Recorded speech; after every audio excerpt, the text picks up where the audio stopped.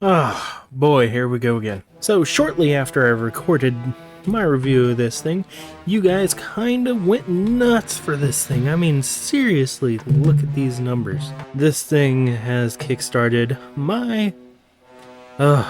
just... You guys. It's kickstarted my you guys, and I don't really have a way to say that other than that. So, good evening, ladies and gentlemen. I'm the Defective Butcher, and thank you for tuning in to yet another Godzilla figure review, or just another figure review in general. Today, we're going to be taking a look at the Godzilla 1974 Godzilla vs. Mechagodzilla. And, yeah, I actually like this movie. I think it's pretty fun. And I love the whole idea of it, and yeah, this movie spawned my love for a specific iteration of Godzilla, being your typical Showa era Godzilla, which is this guy.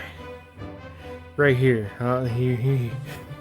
Picture! So, yeah, in this movie, Godzilla faces off against his doppelganger, this guy, Mechagodzilla, who is in disguise as Godzilla. And yeah, Godzilla doesn't take it too kindly, and he kicks Mechagodzilla's ass. That's pretty much the long and short of it. Let's go ahead and take a look at the box, shall we? So here on the front, it says Mechagodzilla 1974. It's got a picture of Mechagodzilla right there. And on the side, Mechagodzilla 1974. And the back is literally the exact same as the 1954 Godzilla. Just, it says Mechagodzilla instead of Godzilla. So, with that being said, let's go ahead and get this guy out of his box and let's talk about him a little bit, shall we?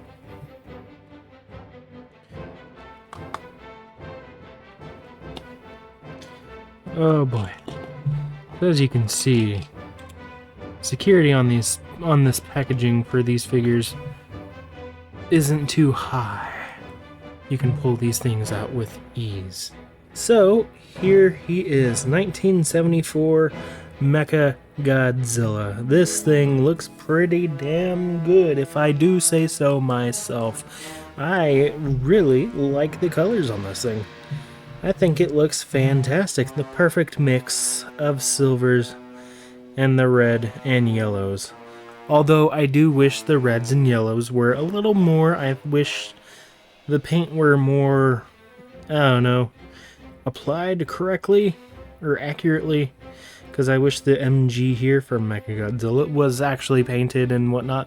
But you know, it's not that big a deal whenever you look at it in the long term, because it is a Mechagodzilla, and it's my first Mechagodzilla. Actually, now that I think about it, yeah, this guy's pretty good. You know what? I'm gonna go ahead and give paint a green star. I know I was just praising the paint and whatnot, but it is just here and here, and then a base layer that covers it, which is this speckly kind of paint, and it does look nice, but you get so little of it for what it is. I mean, we could have definitely used a lot more for this guy. So, moving on, let's go ahead and talk about detail. The detailing is pretty dang good too. Everything from his eyes here to his pepperoni cheek there, and his nostril cannons. I don't remember if we actually get to see those get used at any point in the movie, but it looks pretty good nonetheless. And all these rivets all over his body, just dripping with that 70s robot aesthetic. It looks pretty dang good. And as I mentioned before previously, the MG for Mechagodzilla, the dorsal spines look pretty freaking good. The head looks nice too.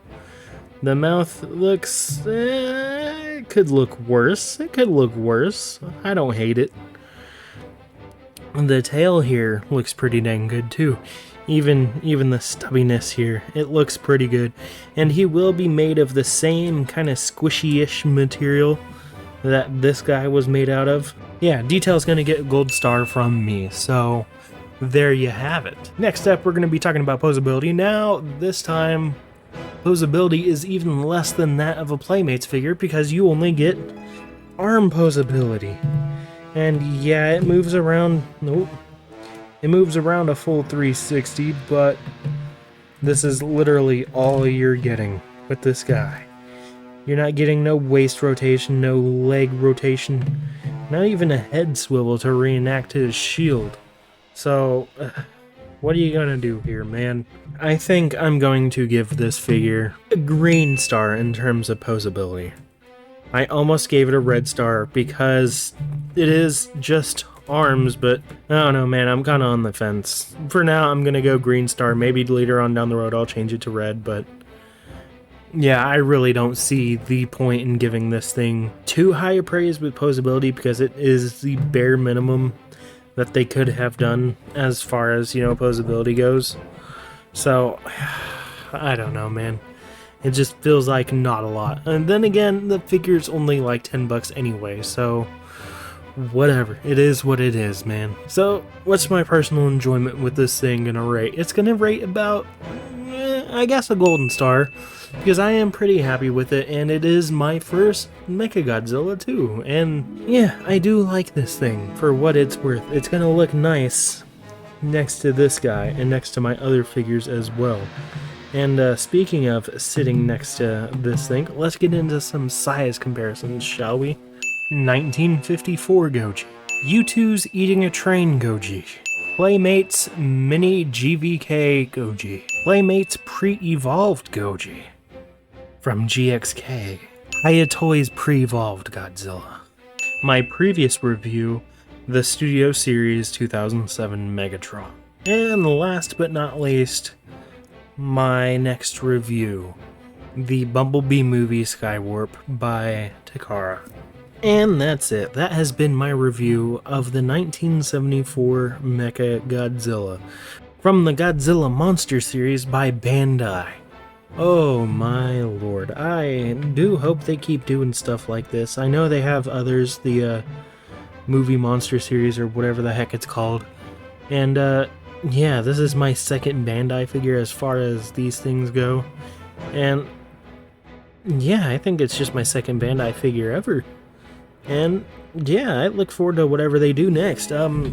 If they do end up doing another Godzilla soon-ish, I hope that they do the Godzilla that came from this movie, because that is absolutely my favorite design as far as the Toho designs go, because, I don't know, he's just so freaking expressive in the face, and yeah, he's just my absolute favorite. I adore that guy.